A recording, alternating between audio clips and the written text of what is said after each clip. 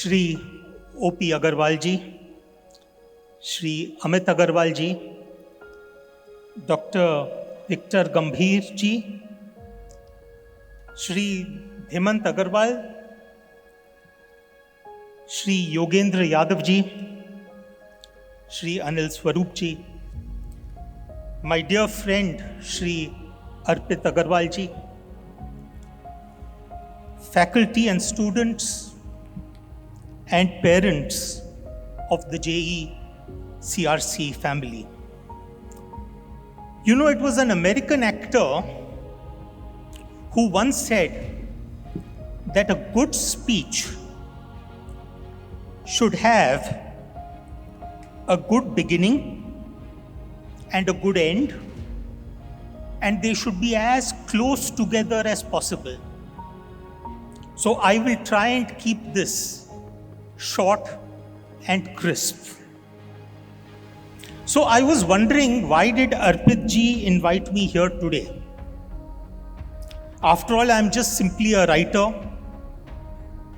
a storyteller, kathakar. Why me? I don't have economic wisdom, military valor. I do not have political acumen. I do not have any economic or social or cultural sense in that sense. So why invite me, Arpit ji? And then the answer came to me. He did not invite me because I am a success. He invited me because I am a spectacular failure. You know, there was this person called Mark McCormack, and he wrote a book which was called What They Don't Teach You at Harvard Business School. It came out sometime in 1986. Maybe today my job is to tell you what they have not taught you in school, and probably what they may not teach you at Jecrc in the next few years. The problem with our education system is that we teach students what it takes to succeed, but unfortunately, we do not teach them how to fail. When you as a child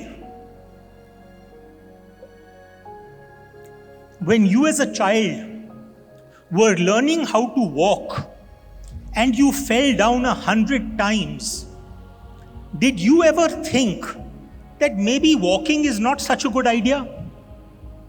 You got up each time until you eventually learned how to walk.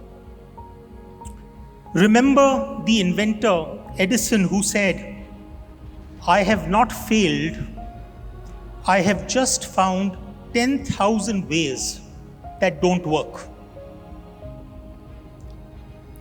Now, I was discussing with Arpit and Amit ji's father, Shri O.P. Agarwal, that I belong to a Marwadi Banya family. My Karm Bhumi is Mumbai, but my Jan Bhumi is very much Rajasthan. And you know, when I was writing one of my books, it was called The Vault of Vishnu, I was talking about the merchants of Samarkand, which now lies in Afghanistan, the merchants of Samarkand. And I was surprised that they had this very nice tradition.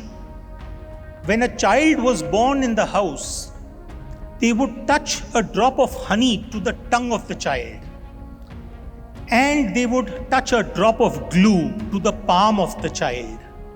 The idea was that when he grows up, he should have a sweet tongue so that he can sell anything to anyone. And he should have a sticky palm so that paisa us pe jaake chipak jaye. So born in a Marwadi family is no different. जब आप मारवाड़ी घर में पैदा होते हो तो वहाँ पर गायत्री मंत्र का उच्चारण नहीं होता है. There are two very important words which are whispered into your ears. O.P. Agarwal ji will relate to that. They are called debit and credit. The most two important words in that household are debit and credit. And that was the cultural context in which I was born. I started working with my father from age 13 onwards. And then when I went for an MBA to Yale University, I was the youngest person in my class, but with the maximum work experience. So, all of that was happening, but the parallel life that was going on, the parallel influence in my life was my Nanaji. And my Nanaji lived in Kanpur.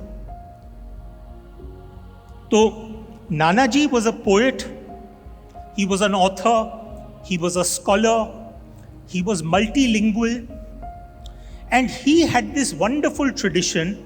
He would send me one book every week to read.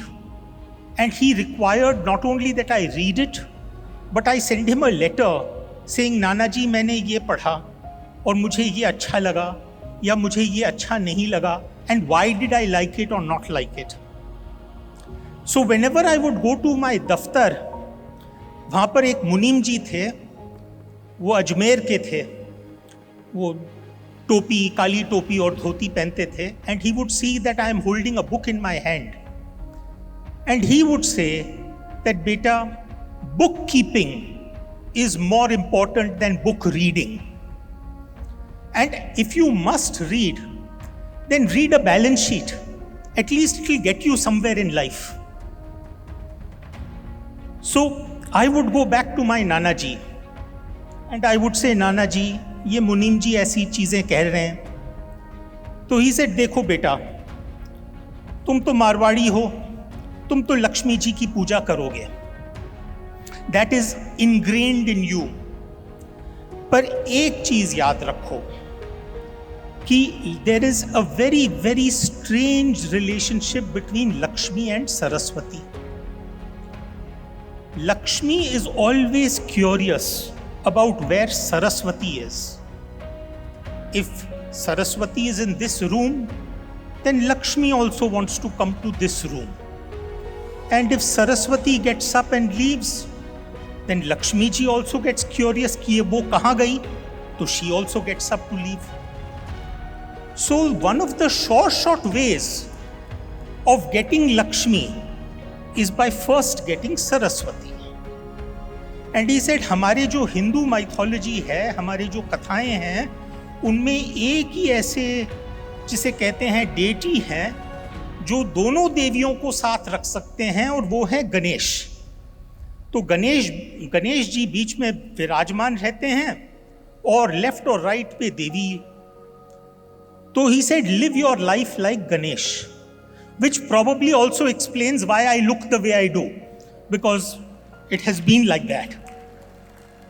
But what Nanaji said was, he was trying to say that the only thing that money can give you is the freedom of not having to worry about it.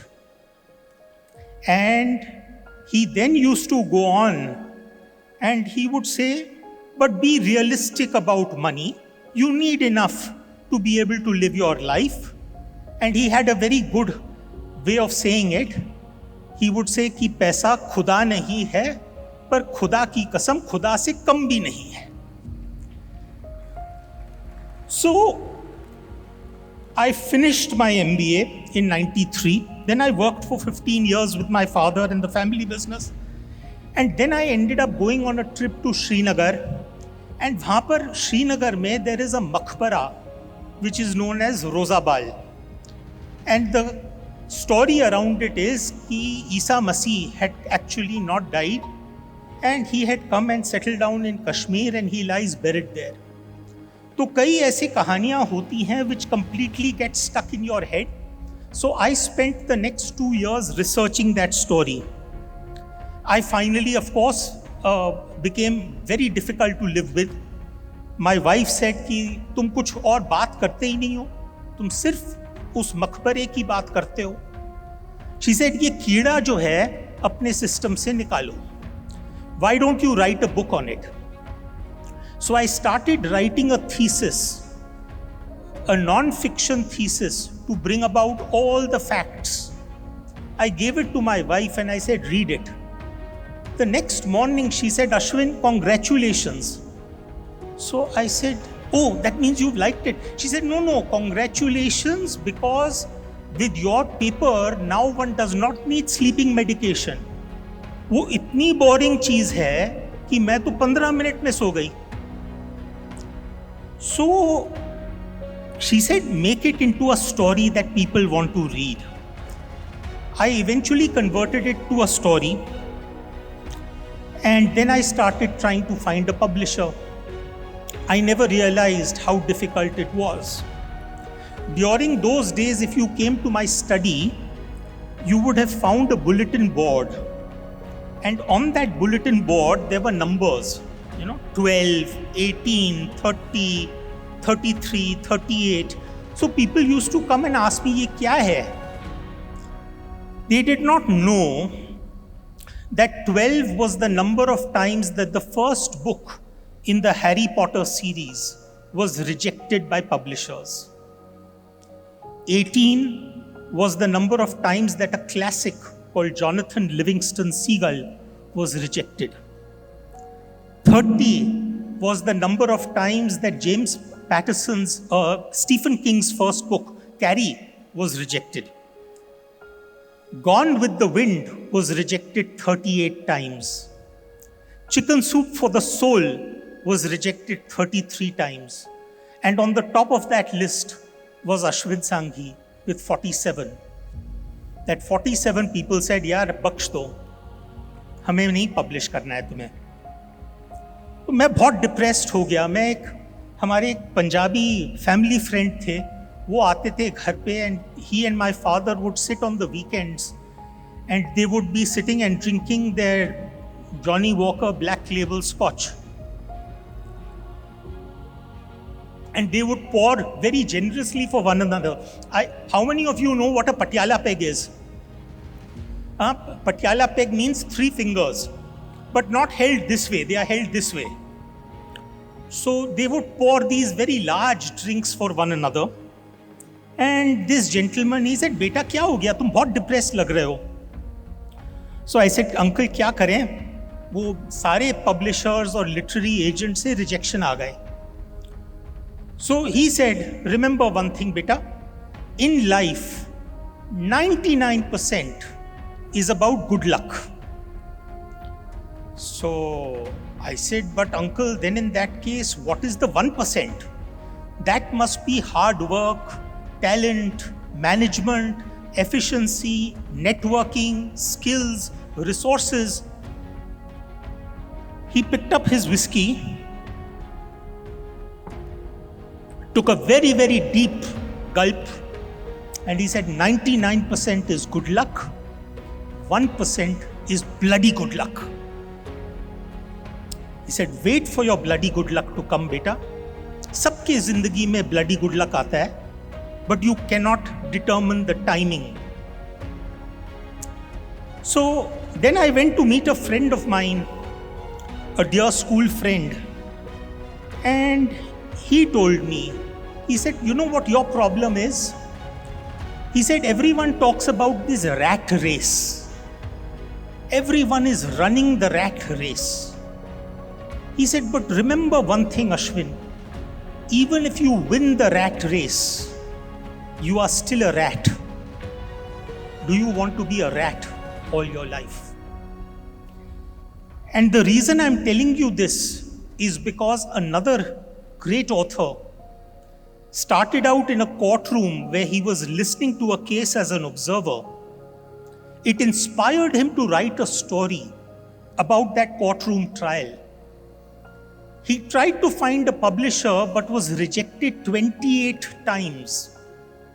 The publisher that he eventually found agreed to print 5,000 books, which this author put into the boot of his car and took it from place to place to sell. Today, that author's name is very well known to those who read English fiction. His name is John Grisham, and he has sold 300 million books. And there are countless examples of people who have failed. Einstein could not write until age 7. He was expelled from school, and he was denied admission into the Zurich Polytechnic.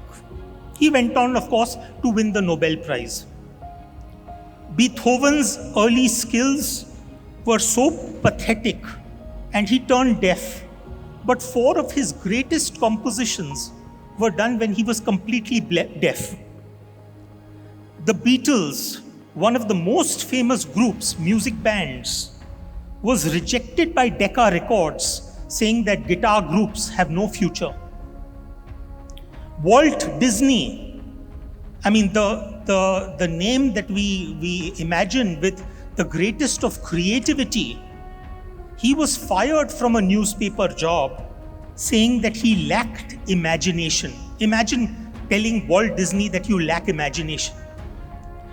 Elvis Presley was rejected by Eddie Bond and was told, "Beta, tum theek ho, tum truck driver ka hi kaam karo, because you have no singing skills." Steve Jobs was fired from the very company that he started and went on to create 2 spectacular failures. One was a company called Next, and another was a company called Pixar. And Pixar, of course, went on to become the leader of the entertainment world. And Henry Ford had 3 bankruptcies before he eventually succeeded with Ford Motor Company. So I know what it means to be a failure. It means being able to get up. I knew from all of this that was happening around me that I wanted to be a storyteller, but I could not find that formula. What would be the formula that would work? So एक दिन मैं गया हुआ था Calcutta to talk to a college the way I'm addressing you today. And I had the whole afternoon free. So I told the driver, I said, यार मेरी flight तो कल है, मुझे कहीं पर भी ले जाओ. He said, sir, आप मंदिर देखेंगे? Now, if you are in Calcutta and someone says, आप मंदिर देखेंगे, it is taken for granted कि वो माँ, काली माँ या देवी जी का मंदिर होगा. So he took me to the temple, and it looked like a very ordinary sort of place, white walls around it on 4 sides. In the middle, there was a green-colored singhasan, a throne. And then when I went in, there were people doing puja and aarti and all of that. And then when I looked closely, I realized that on that throne, there was a portrait of Amitabh Bachchan. And there was a pair of shoes that he had worn for the filming of Coolie.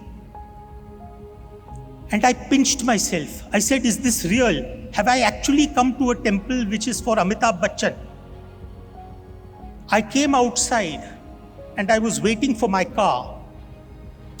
And a little boy came up to me, and he was selling prasad and agarbatti and all of that. But I bought one thing from him. It was a little book known as the Amitabh Chalisa. And it is lying in my library, Amitabh Chalisa. And I thought to myself, I said, Ashwin, supposing your car comes right now at a high speed, the driver loses control of the brakes and he knocks you down and you die. And you are born 1,000 years later, and someone asks you, could Amitabh Bachchan have been a real man? That is the question we are asking ourselves about all our mythology heroes like Ram and Krishna. And that's the time I realized my formula, that I would take 2 words, myth and history, and combine them together, create a new word called mystery. Myth plus history equal to mystery. And I was lucky, I was able to do it. So today when I go to colleges, many students ask me, what is your definition of luck? I say simple.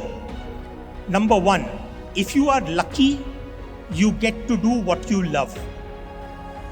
Number two, if you are luckier, you get to do what you love and you're actually good at it. Number three, if you are the luckiest, you get to do what you love, you are good at it, and someone is willing to pay you for it. That is the luckiest zone to be in. But jokes apart, luck is simply preparation meeting opportunity. You are the luckiest person in life if you can treat each failure as a learning experience and get up each time after falling down. There is a very interesting story about a monk who went from India to China and taught them martial arts. His name was Bodhidharma. And Bodhidharma, when he landed in China, the Shaolin monastery did not want to accept him, so he sat there for 9 years in meditation in a cave. Now, when this story reached Japan, they called him Daruma instead of Bodhidharma. And the story was that because he sat for 9 years, his legs fell off. So now in Japan, you have a doll. It is known as a Daruma doll. It does not have legs. It only has a round bottom. So no matter how many times you punch the doll, it comes up. If you want to ask me how you should live your life, try to be the best Daruma doll. Because that's what life is going to be doing.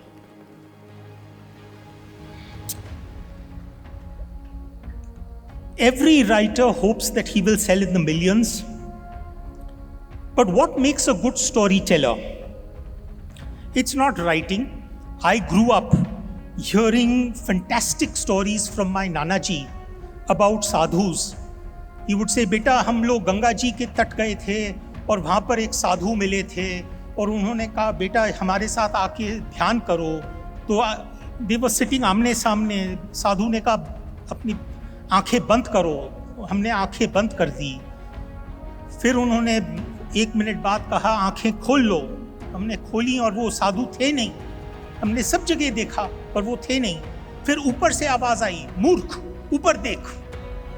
और फिर हमने देखा कि वो साधु जो थे वो वहां पर लेविटेट कर रहे थे. Now when Nanaji used to tell me those stories, I thought he was on drugs. I really thought that ये कुछ ना कुछ smoke करते हैं. But today I have realized that there are many things that I don't know. Absence of evidence is not evidence of absence.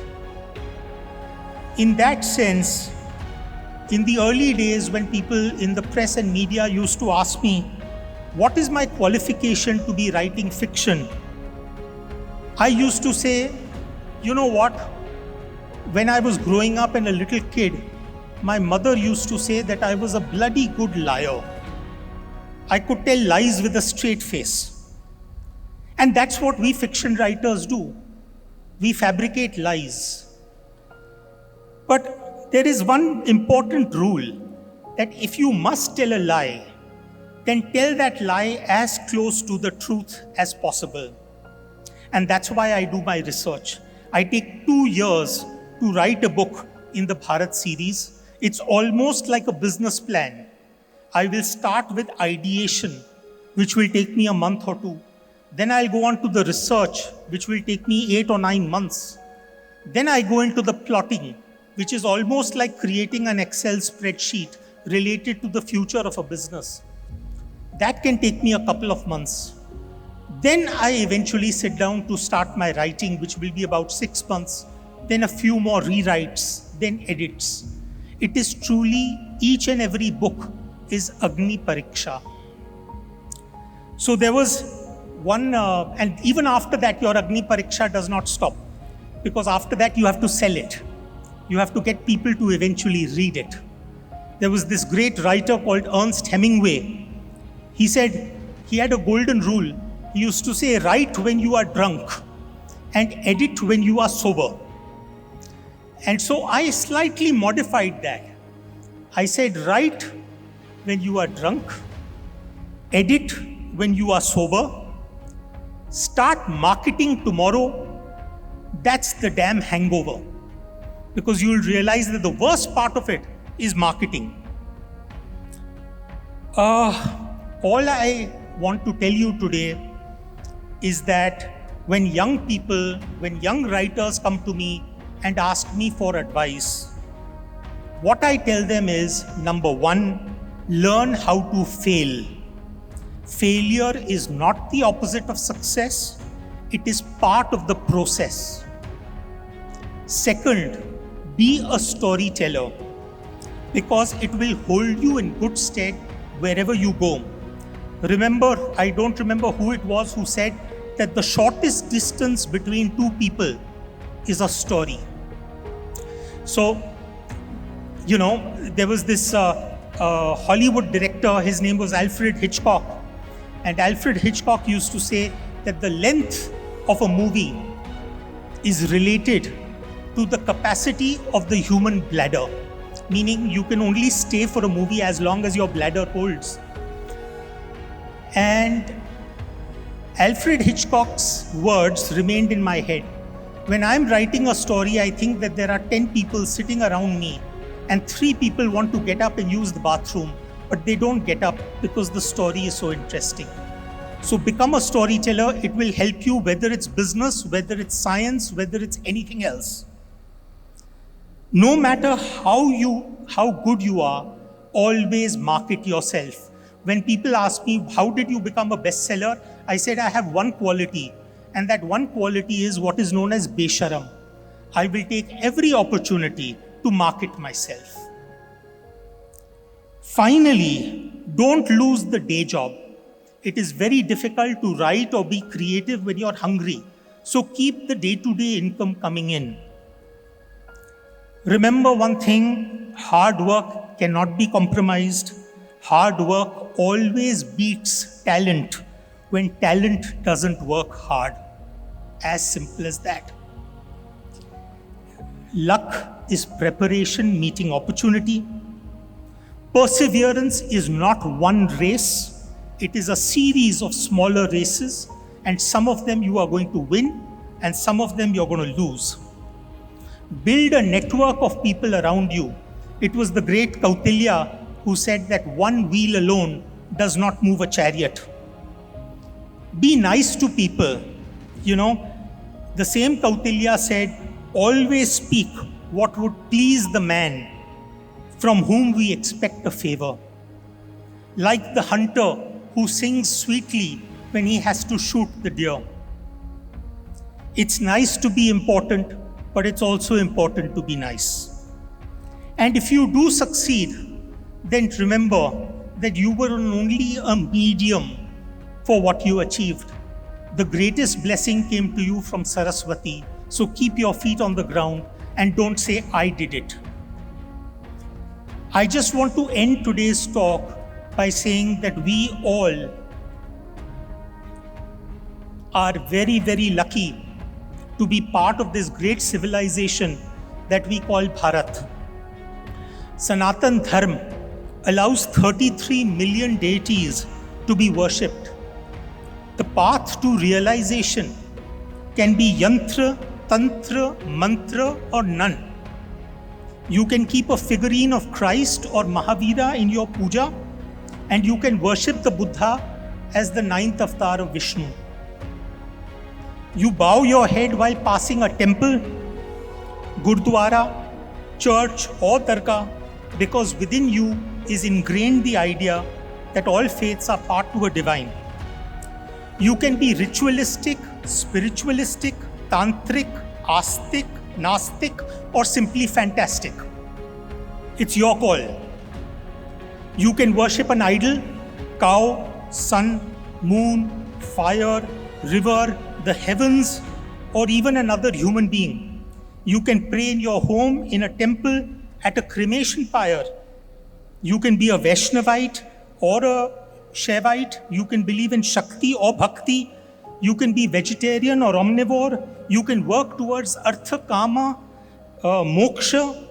You can be straight, gay, bi, whatever you have it. You may hold that the shivling is a stone, and I may hold that, a stone is a shivling. Both of us can be welcome. We can have 300 versions of an epic called the Ramayana, but one version does not negate the other. A line from the Upanishads, Vasudeva Kutumbakam, or the world is one family, encapsulates Sanatan Dharma. What is this if not liberalism? So, what is it that I want to now end with? Just a little piece of advice in the form of a small sher, which is one of my favorites. Nazar badlo to nazare badal jate hain. Soch badlo तो सितारे बदल जाते हैं. हौसला रखो तो इरादे बदल जाते हैं. कश्तियां बदलने की जरूरत नहीं, दिशा बदलो तो किनारे खुद ब खुद बदल जाते हैं. So I want to wish you all the very best. Thank you for inviting me here today, and I wish you all the very best in your years at Jecrc, which has taken such great strides under the Agarwal family and under Victor ji. So my all the best, my God bless, good wishes. Jai Hind.